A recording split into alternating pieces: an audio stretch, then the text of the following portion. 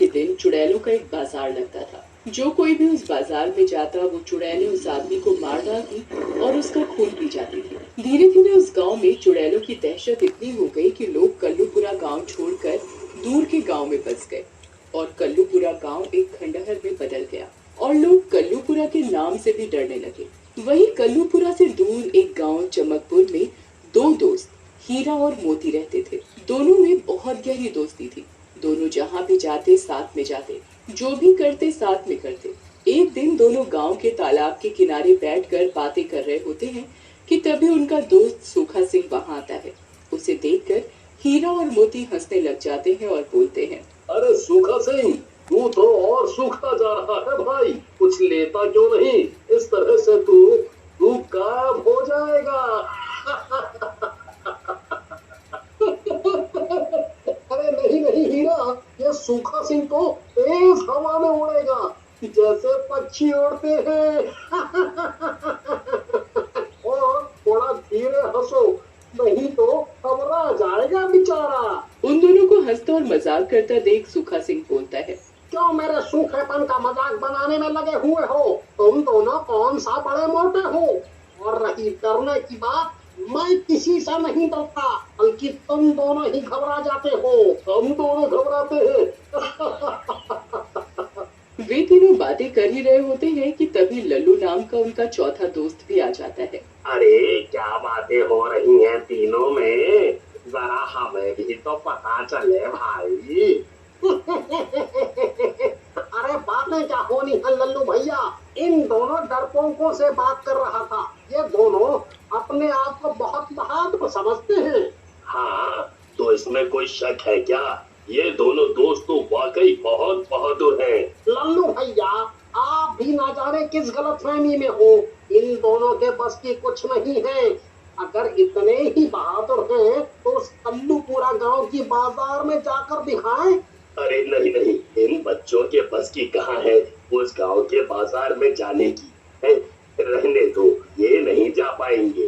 लल्लू भैया, ऐसी बात नहीं है, हम बहुत बहादुर हैं और कहीं भी जा सकते हैं। आप बस बताओ कि जाना कहाँ है?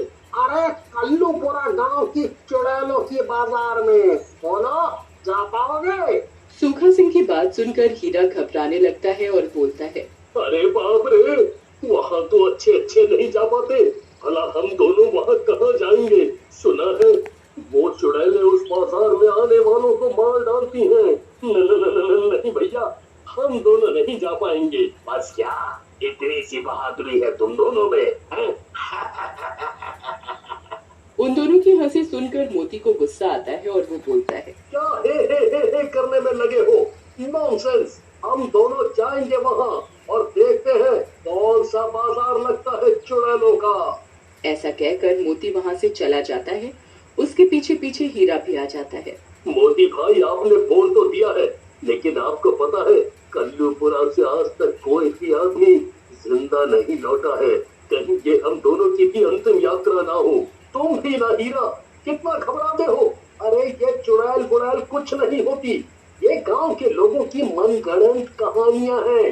देखना, हम जाएंगे और आराम से वापस आ जाएंगे। वैसे तुम अगर साथ में नहीं आना चाहते हो तो आप मत आओ। मोती भाई, आज तो आपने बात बोल दी है, लेकिन आगे से कभी ये मत बोलना।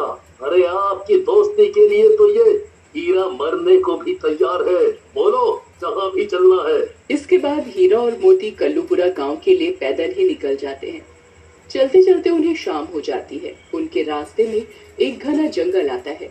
मोती हीरा को बोलता है, हीरा भाई, अभी तो शाम हो गई है और आगे जंगल भी काफी घना है। क्यों ना यही रात में रुक जाएं और सुबह कल्लूपुरा के लिए चले? मुझे तो बहुत थकान हो रही है, मन कर रहा है सो जाऊं। सही कह रहे हो मोती भैया, थकान तो मुझे भी हो रही है। क्यों ना यही कुछ खाना खा लेते हैं और फिर सुबह आगे की यात्रा करेंगे। फिर हीरा और मोती वहीं रुक जाते हैं और रोटी खाने के बाद वहीं जंगल में सो जाते हैं। रात में उन्हें किसी के गाने की आवाज सुनाई देती है, जिसे सुनकर हीरा और मोती उठ जाते हैं। उनके उठते ही गाने की आवाज बंद हो जाती है। अरे मोती, तुमने किसी के गाने की आवाज सुनी? हाँ हीरा, लेकिन इतनी रात को जंगल में कौन गाना गाएगा? लगता है थकावट के मारे हम दोनों के कान बज रहे हैं। फिर दोनों वापस सो जाते हैं, लेकिन हीरा की आंखों में नींद नहीं होती है। वो जग ही रहा होता है, तभी वही गाने की आवाज दोबारा आने लगती है। इस बार हीरा उठता है और आवाज की दिशा में जाता है। आवाज झाड़ियों के दूसरी तरफ से आ रही होती है। अरे इतना दर्द है इस आवाज में, लगता है जैसे कोई बहुत उदास है। चल करके देखता हूँ। जैसे ही हीरा झाड़ियों को पार कर दूसरी तरफ पहुंचता है, उसे एक औरत अपनी तरफ पीट करके दिखाई देती है। हीरा उसके पास पहुंचता है और उसके कंधे पर हाथ रखकर बोलता है, कौन है बहन जी आप? और इतनी रात को इस घने जंगल में अकेले गाना क्यों गा रही हैं? हीरा की बात सुनकर औरत की गर्दन हीरा की तरफ घूम जाती है। वो एक चुड़ैल होती है। हीरा उसे देखकर डर जाता है और मोती को आवाज लगाता है। मैं ही गाना गा रही थी हीरा।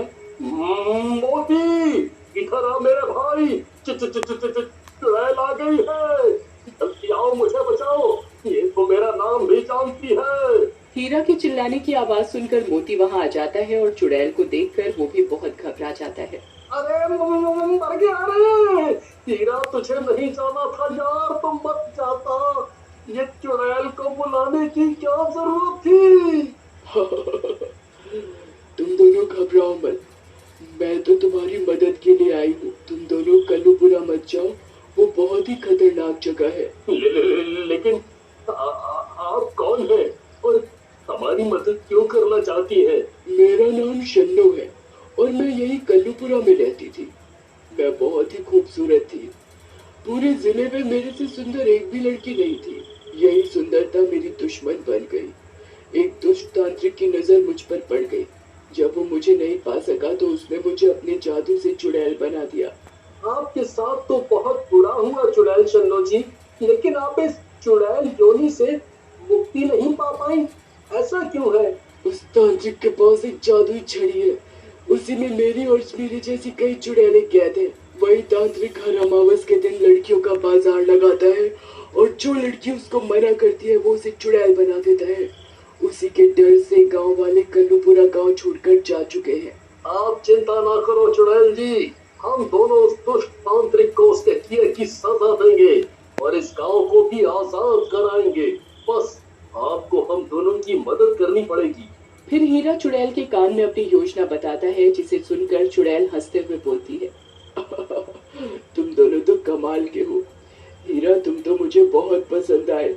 अगर मैं जिंदा होती तो तुमसे शादी कर लेती। तुम दोनों अब कल्लूपुरा पहुंचो, मैं तुम्हें वहीं मिलूंगी। उसके बाद चुड़ैल वहां से चली जाती है और उधर सुबह का भी समय हो जाता है। हीरा और मोती कल्लूपुरा के लिए चल पड़ते हैं। शाम को हीरा और मोती कल्लूपुरा पहुंचते हैं।